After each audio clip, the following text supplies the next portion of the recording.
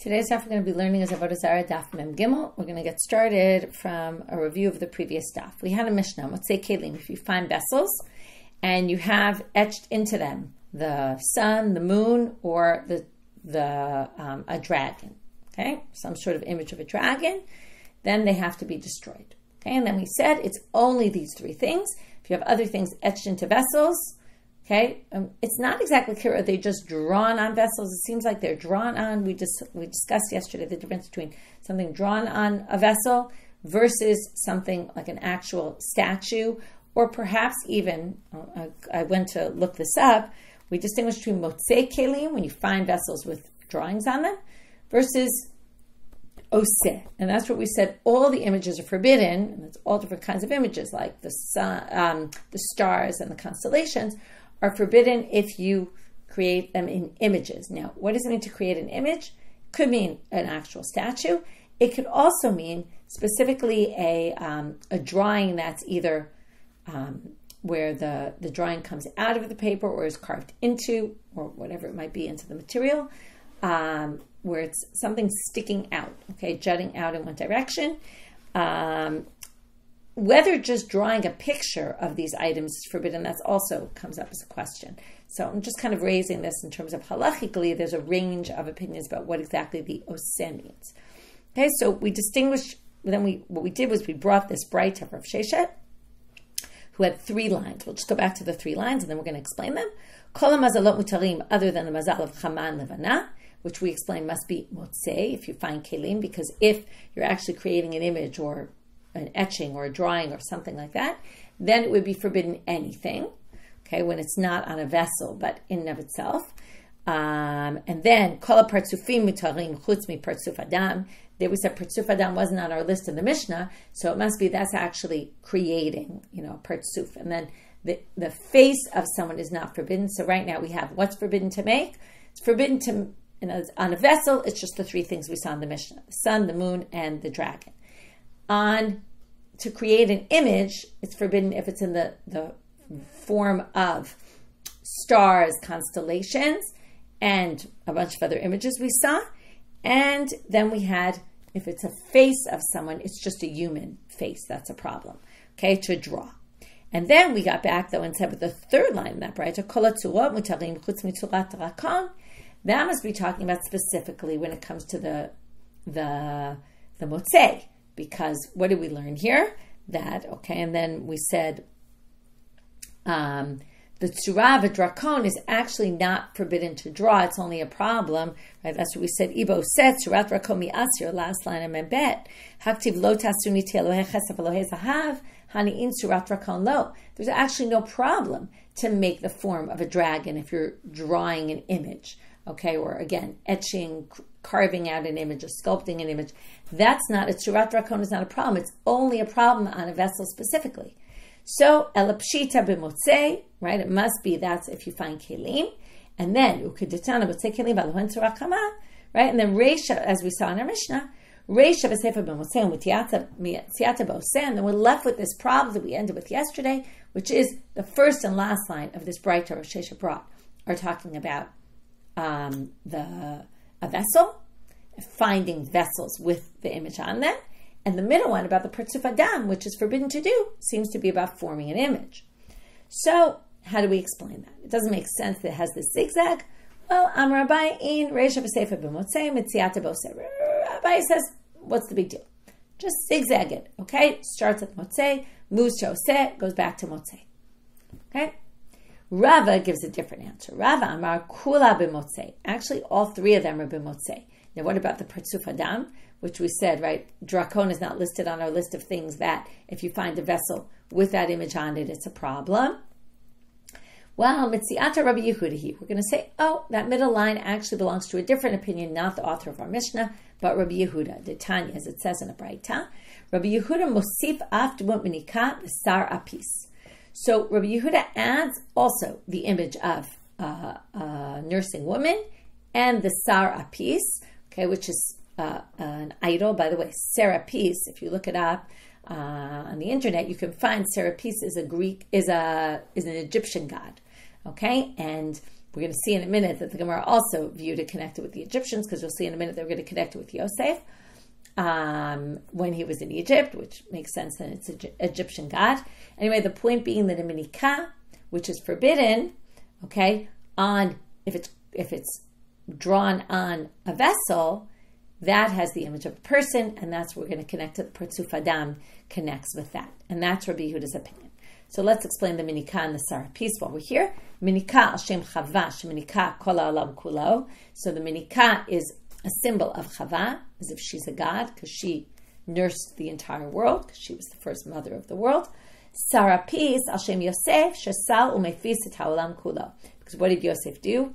He gave sustenance to everybody in the world in Egypt, right? And therefore it's this Egyptian god that was in the form of Yosef. And it, again, had an image of a person.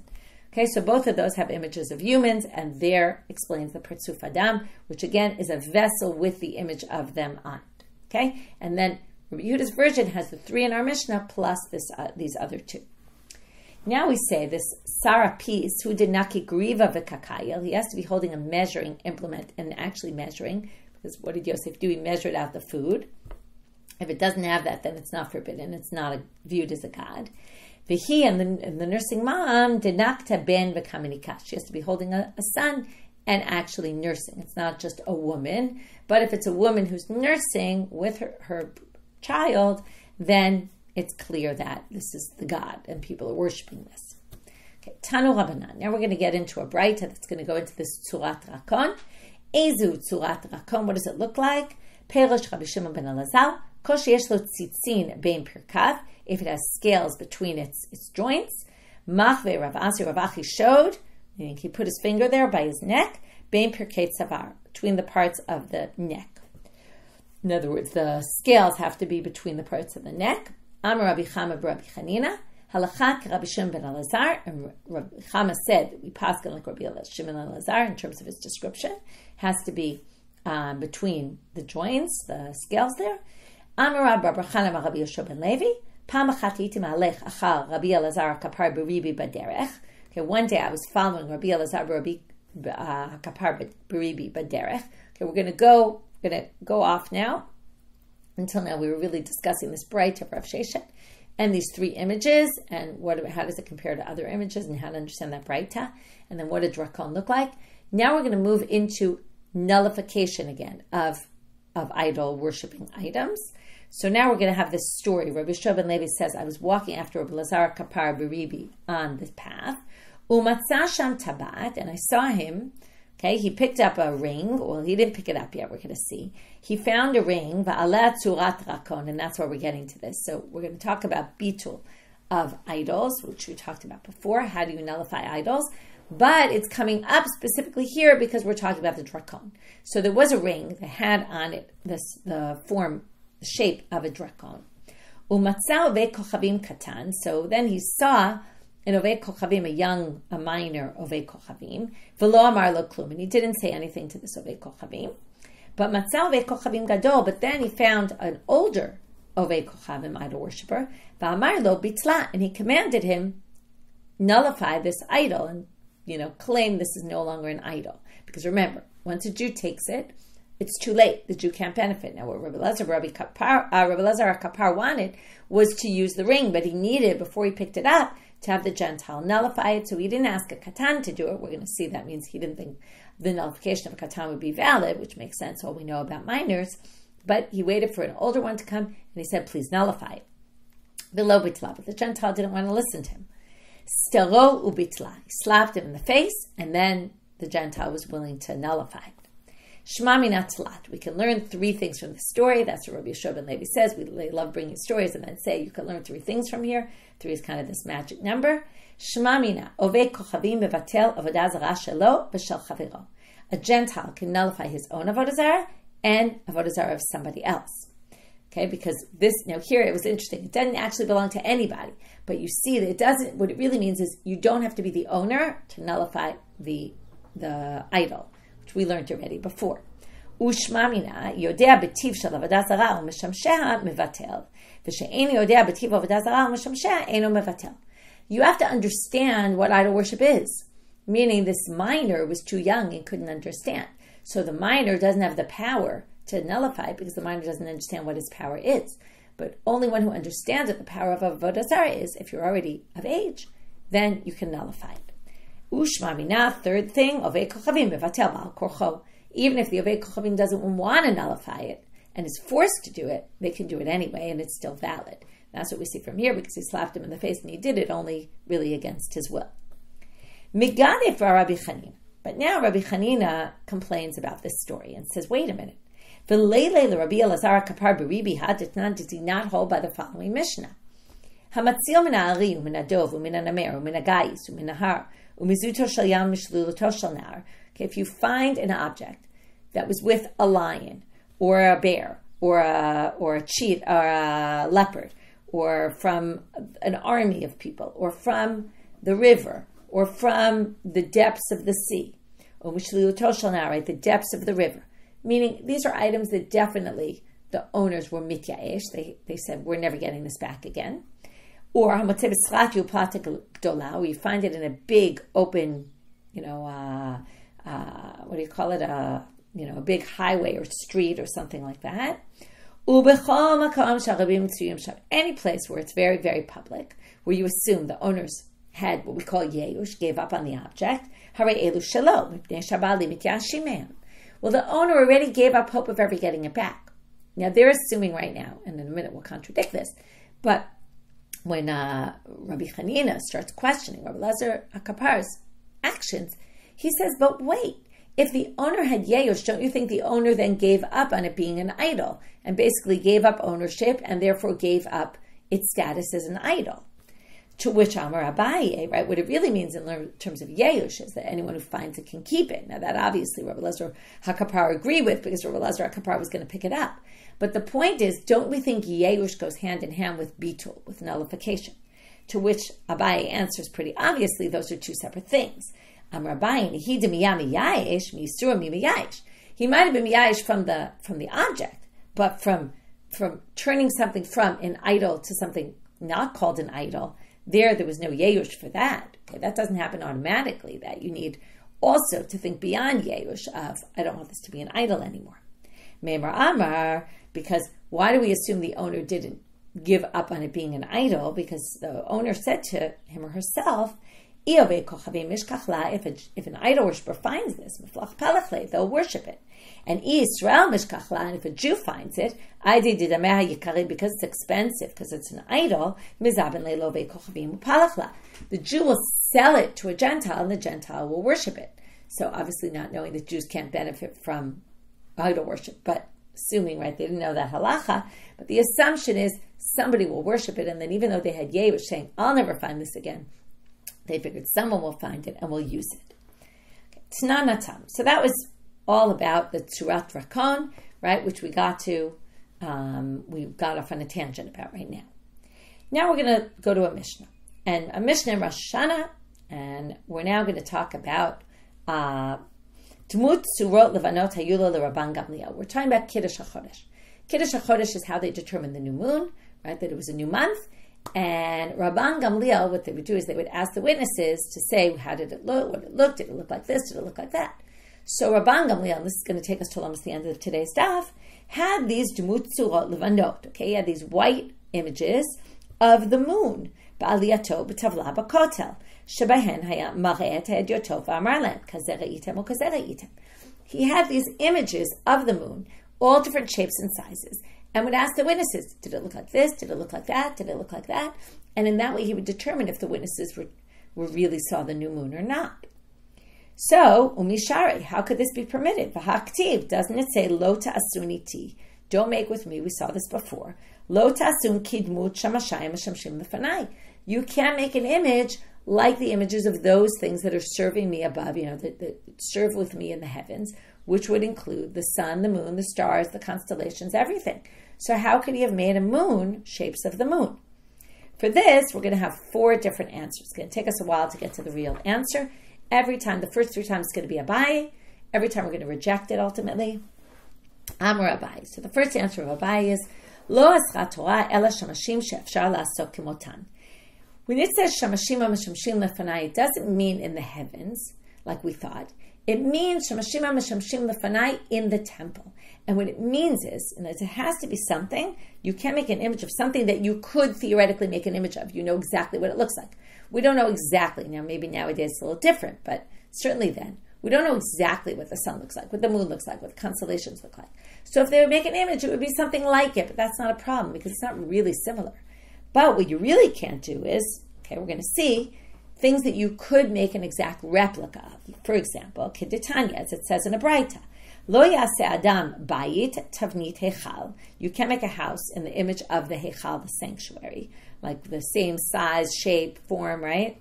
Achsadra tavnit ulam, a hallway that like the ulam in the outside the sanctuary. Chatzir tavnit azara, right? That was the entranceway into the sanctuary. Chatzir tavnit azara. You can't make a courtyard like the azara is.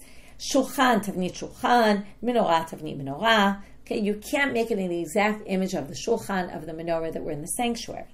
Aval, those are the shamashai, homdim lefanai, that you can't make images of. Aval, if you want to make a menorah with 5 or 6 or 8, you can, but not with 7. Because the one with 7, right, 7 kanim, that's right, that's the one they had in the temple. Afilu shel shar minei matechot. Even if you don't make it in gold, any other kind of matechet, metal, is a problem. Rabbi Yossi bar Yehuda omer af shel eitz lo yaseh kederech shasu beit cheshmonai. Even wood you can't do it because the cheshmonaim made their menorah of wood, and now we're going to see there was a machloket about whether the cheshmonaim actually made it of wood or made it with something else. So now we're going to see that what the rabbis responded to Rabbi Yossi bar Yehuda. Amru lo misham ra'aya, what you want to prove it from there? Shapudim shel barzel hayu v'chofim bebatz. It was made of iron, but they covered it with not eitz but batz. Batz is lead. Okay, in other words, what was the problem? They didn't have gold. You're supposed to make it of gold, but they didn't have gold. They couldn't afford it. So what did they do? They made it of lead. Okay, according to Rabbi Yossi bar Yehuda, they made it of wood. So either which way we have this machloket. Is it forbidden to make it of wood or just of a metal? Okay, because it all depends on what the menorah could have been made out of. Anyway, we're going to keep going on with what the rabbis retorted back. They said, well, first they made it of iron with lead covering. Heshiru, when they got wealthier, asum shel kesef, they made it of silver. Chazru v'heshiru, when they got even wealthier, then they went back, asum shel zahav, and they made it of gold. So anyway, the point being, this is our response. It's actually not forbidden to make anything in the form of the moon. It's only forbidden to make things that you actually know their exact form, and you can't make a model of it, right? That's, I guess, again, what exactly is forbidden? Is it a model? Is it to size? Is it exactly like? Okay, some people say this is only in the time of the temple. You're not allowed to make it. When there's no temple, maybe you can, right? When you go to Machon HaMikdash, they have all these replicas. That could be different because that's a lamed. We want to teach people. So again, there could be all sorts of possible ways you can do this, but for the most part, it's forbidden. So now they say, wait a minute. You're assuming then you can only not make things like the things that are mishamshim et HaKadosh Baruch Hu in the temple, but not things in the heavens. But wait, things in the heavens are permitted? Hatanya, it says in a Braita, lo tasum iti, lo tasum kidmut shamashayim mishamshim lefanai b'marom. Okay, this one is the same as the previous, but adds the words in the heavens. Well, you can't say that's talking about in the Beit HaMikdash, it says in the heavens, so that's a problem. So, rejection of answer number 1. Moving to Amabet now, answer number 2. Amar Abai, lo asra Torah ela bidmut arba'a panim bahade hadade. When the Torah forbade an image, what it forbade was an image of the 4 faces. Okay, there's a Rashi tells us it's Pnei Shor va'adam va'aryeh v'nesher l'chaya achat dugmat chayot hakodesh. Okay, this is the things that we're talking about. The munam shemshim lefanai or not the sun and the moon. Okay, and then the moon would be allowed. It's actually things like the chayot that are surrounding God up in the heavens, and that's these arba'a panim bahadi hadadi, these 4 faces together. So they say, wait a minute. If the only problem of making an image is the things that are up in the abode, the 4 faces here, well then making the face of a human by itself should be permitted. And we learned, Alamatanya, what do we read in that Braita? Kola partsufim mitalim chutz mi partsuf adam. Said partsuf adam is not permitted. And we just said only the 4 faces, the 4 images together is forbidden. But a partsuf adam by itself would be permitted. So Amar Rav, we're going to have a response to this. Amar Rav Yehuda, Berei de Rav Yoshua. Mi Pirkei de Rabbi Yoshua Shmialeh, I learned in the drashot of Rabbi Yoshua, Lo ta'asun iti, lo ta'asun oti. So iti, on the one hand, means iti, the 4 partsufim. On the other hand, it also can be read as oti. Don't make like me. And what's like me? We saw this in the previous daf, which is in the image of God, which is humans, or in the image of God. So basically, we can't make the 4 partsufim, and we can't make the image of a human. Okay, but everything else is permitted. So now they want to question that. Really, everything else is permitted? All the other things that serve God up in the heavens are permitted? Vahatanya, lo tasuniti, lo tasun kidmut shamashayim shemshim lefanai b'marom. And in this braita, we're now going to have what we tried to say is the ones up in the heavens are just the 4 partsufim. And then in addition, we have partsuf adam, because that's a separate from oti, iti, oti. But this braita continues and delineates exactly what's forbidden and says kigon ofanim usrafim v'chayot hakodesh u'malachei hasharet, which includes many more things. So now we can't explain it that way, which we assume would then also include the sun and the moon and all that. So we're back to square one. After 2 possible answers, we still don't know how Rabban Gamliel made the images of the moon and of the moon. Okay, so let's just review for a quick minute. We tried to say answer number 1 was it's only things that are in the temple that you can make their exact form, but we rejected that. Then we said maybe, because it said even things up in the heavens, then we said maybe up in the heavens is just the 4 partsufim, and then we had to add also the Adam, but this other Braita seems to say it's way more than that. So, Amar Abai lo asra Torah ela shamashim shebemador elyon. Okay, now notice the sun and the moon were not listed in the things in the heavens. It said, Tofanim, the Srafim, the Chayot, HaKodesh, u'malachei hasharet, which are all those beings that serve with God in the upper. There's 7 levels of the Rakia, of the heavens, and these are the ones that are in the upper one with God. Okay? But Shemamador Tachton, the sun and the moon, I think are in the 2nd Rakia, and these are in the 7th. Okay? The other ones are in the 7th, and this is lower down in the 2nd. In the lower ones, they're permitted. Okay, that's what we're going to assume. So now it means, again, we're going to say, oh, this doesn't include the sun and the moon is what's important to us. So now they say, wait a minute, Sheba Mador Tachton Mishare, is it really permitted, the ones in the lower heavens?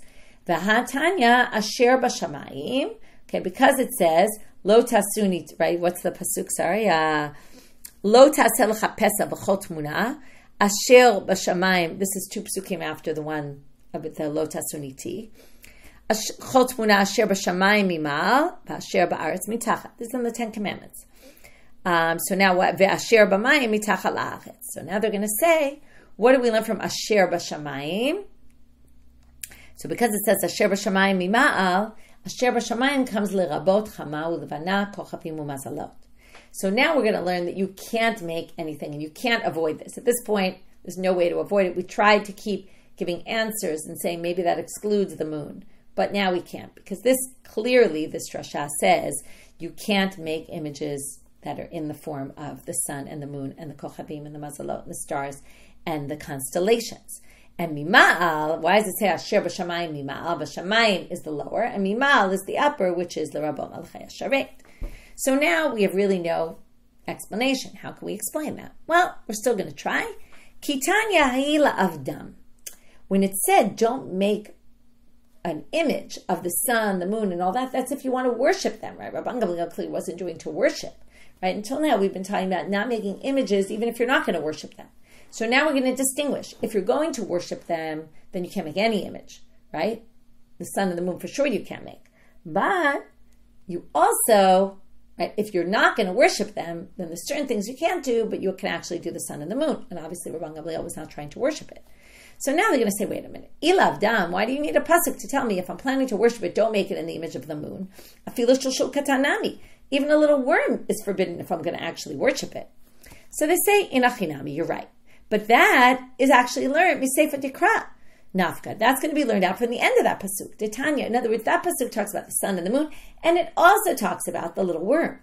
Asher ba'aretz. What does Asher ba'aretz come when it says, and also in the land? L'rabot yamim u'naharot harim u'kvaot. Okay, so that's to include the seas and the rivers and the mountains and the hills. Well, and the right, umitachat. So now why does it say ba'aretz mitachat? Underneath that, l'rabat shel shul katan. That's to say, if I'm planning to worship it, even a little worm. So now it actually fits, because we're going to say now that this pasuk is teaching you, if you're making it as an idol, don't make it in the shape of the moon. Don't even make it in the shape of a little worm, and everything kind of in between and above. And okay. Now, the problem is they're going to say, wait a minute. Va'asiyah gredata mishare. But wait. If you do this, this is the second problem with this answer, and this one we're going to actually reject this answer. Because if you just make it not with the intent to worship it, you're going to say it's permitted, and that's why Rabban Gamliel could do this.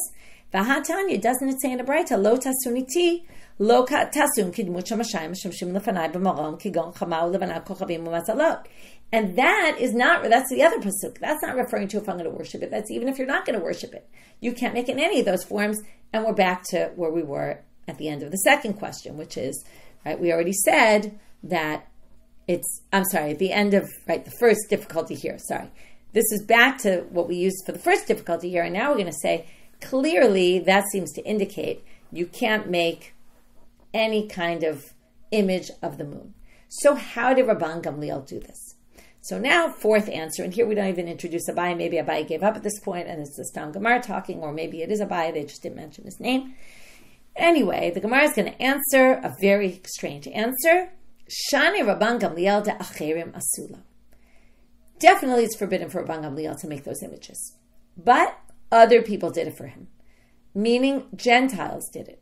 And that's why he was able to use them, because he didn't make them, but he could use them. So now you have to wonder, wait a minute. Isn't this like on Shabbat? You're not allowed to do malacha. You can't tell a Gentile to do malacha. You can hint to them, but Amira La'akum is forbidden. So what? He told them to make images for him and had, outsourced it to a Gentile, and that was okay. It seems a little bit strange. So some people say that they made them anyway, and then he bought them off of him, off of the Gentile, or something like that, and that was maybe a possible solution. Anyway, it raises a bunch of questions. And again, they were kind of stuck because they couldn't really figure this out, and they, in the end, get to this answer. That's exactly what happened or not is a good question, but that's how the Gemara solves the problem. So now they say, but wait a minute, we're going to question this as well. Okay, every answer we brought, we had difficulties with. We're going to have a story. How Rav Yehuda, Da'acherem Asulo, Rav Yehuda had this ring that we're going to see, had an image engraved in it, and other people had made it. Va'amar le Shmuel, Rav Yehuda, and Shmuel, his teacher, said to him, Shinana smei enei dedain. Okay, my smart child, blind the eyes of that image that you have. Okay, meaning get rid of it. You can't have that. So they say, no, that was different because hatam bechotamo boleit umishum chashada. That's because the image jutted out of the ring, and there was a concern that people could worship it, and that's why he wanted to get rid of it, because there was a concern when there's this image that's coming out of something, right? That's a 3D image and not just a flat image. There's a concern that people will come to worship it. It looks like an idol. Ditanya, as we see in the following Braita. Tabat shechotama bolet, if the insignia, the part they use for the stamp is coming out, asur lahanicha, you can't leave it, umutar lachtomba, but you actually can sign with it, because when you use it to sign something, the image becomes depressed, okay? And therefore you're creating an image that's actually okay because it's not jutting out. But the ring itself is jutting out, and therefore it's a problem. Chotama shakua, if it's the reverse, that the ring itself, the stamp is hollow, right? It's what do you say? It's depressed. Mutar lahanicha, you can keep it because it's not actually, we're not worried anyone's going to worship it, but asur lachtomba, but you can't make an image out of it, because what they would do is they would stick it into wax, and then the wax, if it was depressed and you put it in wax, the wax is going to come out with a 3D image there, and that's going to be a problem. So now they say, so basically, what do you see here? Acherim made this, and they wouldn't allow it. So now they say, Umichashinan lechashada. Wait a minute, are we worried about? Oh, right. So then we said that's because don't worry about Rav Yehuda, because that's not what Rabban Gamliel had with these pictures. They weren't jutting out apparently, and that wasn't a problem. The problem with Rav Yehuda was it was jutting out, and there was a concern someone might worship it. Okay, and that resolves that problem. But now we're going to have a question on the answer there, because are we really worried about this issue of chashad, that if you have some image, people are going to worship it? Okay, some people think Shafi Yativ was named the shul. Some people think it's called that because it was picked up and moved to Nahardea. Okay, some people think it came from the Galut of Yehoiachim way back when, and by Rishon. Okay, what exactly this is a good question. It comes up in a bunch of times in Shas. We've seen it before. Anyway, the Beit Knesset of Shafi Yativ in Nahardea, Du'ukime be'andarta. They had a statue there of a king or something like that. And Avodah Shmuel, the father of Shmuel, and Levi, they went there and prayed there. And there wasn't any concern that people were going to worship that. So why were we concerned with Rav Yehuda's signaling that someone might worship it, and we're not concerned in the shul? So they say Rabim Shane. The shul is different because the shul is full of people. And because the shul is full of people, there's no concern that maybe all the people will start worshiping Avodah Zarah. We're concerned with an individual, that maybe someone will come and someone will worship Avodah Zarah, or the person himself will worship Avodah Zarah. But we're not concerned when it's public. So then they say, wait a minute. Rabban Gamliel diyachid have. But wait, Rabban Gamliel had these images, and he was an individual. So wait a minute. Maybe we should be worried that somebody might pray to his moon images that he had, just like we're concerned with Rav Yehuda. So we're now going to resolve this in a few different ways, and this will be the final. In other words, we're in the final answer, which is other people made it for him, yet we should still be concerned that maybe people will worship it. We're not going to worry. Why not? Either because because he was the Nasi, there were a lot of people there. His space was really like a public space. Or maybe it was in parts, and he would always take it apart, and it never sat there whole except for when the witnesses came, and he'd put it together, and then he'd immediately take it apart, so there was never a concern someone would worship it. Or maybe he was just for teaching purposes, and in this case, right, and as normally you're allowed to do things to teach, like we learned in Sanhedrin that the rabbis learned how to do kishuf, magic, and they would even show it in the court to people so that they could ask, is this what you saw the person do or not? So for that purpose it's permitted, and therefore for this it was to determine the new moon. For that reason we permit it, even though theoretically it should be a concern of chashad. Okay, these three answers are to override the concerns that maybe there's a chashad and we should worry that maybe people will come worship it. We're not worried because for that purpose we're going to permit Titania lo talmad laso aval lamed lahavinu lahorot. So you can't learn to do, but you can learn in order to do it, to understand it, and to be able to teach about it, and that's about kishuf, but we can apply it here as well. Okay, now we have two more things to do today. That was a long sugya about Rabban Gamliel and how his shapes of the moon were permitted. So 4 different answers. Only the 4th one really lasted, which is other people made it. That was the only way we could get around it. Rabban Shimon, which again was a strange answer, because how could Gentiles make something for him, right, that he can then use? Rabban Shimon Gamliel, we're going to go back to the Mishnah now. He distinguished between if it's on a kli that's mechubad or a kli that's mevuzeh. Okay, if it's on a kli mechubad, then we assume it was worshipped. If it was on a kli mevuzeh, we're going to assume, like a non-important kli, we're going to assume it was just decorative and not meant for idol worship. So ezehem mechubadim ve'ezehem mevuzim. I already told you this before, but we're going to see there's 2 answers in the Gemara. Amarav mechubadim lemala min hamayim. This is not what we saw before. Mevuzim lemata min hamayim. Mechubadim is, it could be a cooking vessel. It's just at the top part, like on the rim, where it doesn't get full of food there. Then it's for idol worship. If it's down or lower down where the food gets, so then you wouldn't put an idol where the food gets to. It wouldn't be appropriate. Ushmuel amar elu ve'elu mevuzim. Either which way, those are all mevuzim because they're on utensils we use for cooking. Ela eluhem mechubadim she'ala shirim ve'ala nizamim ve'ala tabaot, on the jewelry. And Tanya kavatei tishmua mechubadim she'ala shirim ve'ala nizamim ve'ala tabaot. These are different kinds of jewelry. Mevuzim she'ala yorot ve'ala kumkumsin ve'al mechamei chamin. Okay, all the hot water boilers and the pots. Okay, the ve'shal skinim ve'al mitbachot, and on sheets or towels, on kerchiefs. Those are all considered mevuzim. People don't worship those, but they do worship ones that are on jewels. With that, we'll get to the Mishnah, which we already read. Came up earlier. Rabbi Yossi Omer, shochek v'zoreh l'roach o matir layam. Now we're talking about, again, abed to abdun. You have to get rid of idols when you see them. So what do you do if it, right? So again, I mentioned when we saw this before that Rashi says here that it's actually, he doesn't say it here, he said it before, that we're talking about metal implements here. If it's metal and you can't throwing in Yam HaMelech won't help get it destroy it. So what do? You grind it up into pieces and sprinkle it, either throw it in the air or throw it in the sea. Amrulo, the rabbi said to him, Afuna sezevel, that's a problem. It's going to be fertilizer if you spread it out in the wind. Shene'amar lo yidbak biyadcha me'umam min hacherem. You can't benefit from any little bit from this cherem, which comes from the idol worship, right, from the idols. So you can't benefit at all, and therefore that's benefit. Now, what's the machloka between them is a good question. So Tosfot quotes the Rashbam, who basically says, Amrulo Afuna sezevel, v'kasavre zeveze golem asur. The Rashbam claims that this is part of a bigger machloket of zeveze golem. When you fertilize with some of the stuff that floats in the air, you're not just fertilizing with the idols, right, with what you crushed up, but you're fertilizing with other things as well. So if you mix things that are permitted and forbidden, and they both work together to fertilize, the question is that forbidden? And according to the Rashbam, that's the machloket here. Rabbi Yossi says, since it's mixed with other things, it's not a problem. And the rabbis say, zeveze gorem is asur. In the end, it's isser that's in there. Who cares if there's also heter? It's a combination, and therefore, since isser's in there as well, it's a problem, and you're benefiting. So that's possibly one of the explanations of what their machloket is based on. And we'll come back to this tomorrow when we learn the Gemara on this topic.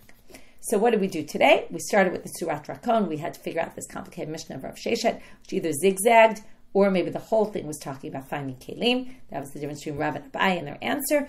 We got off on a tangent about the Drakon.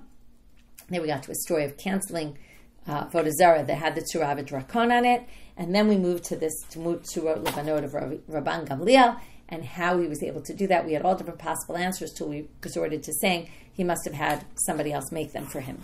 And then we ended with what's mechubanim and mevuzim. We had two different explanations, and finished up with this machlokes Rabbi Yossi and the rabbis about how you get rid of idols that are made out of matechet, grind them up and spread them out to the wind, or you have to be careful not to spread to the wind according to the rabbis, because that will fertilize and then you'll be benefiting. With that, we finished for today. Wishing everyone a good day.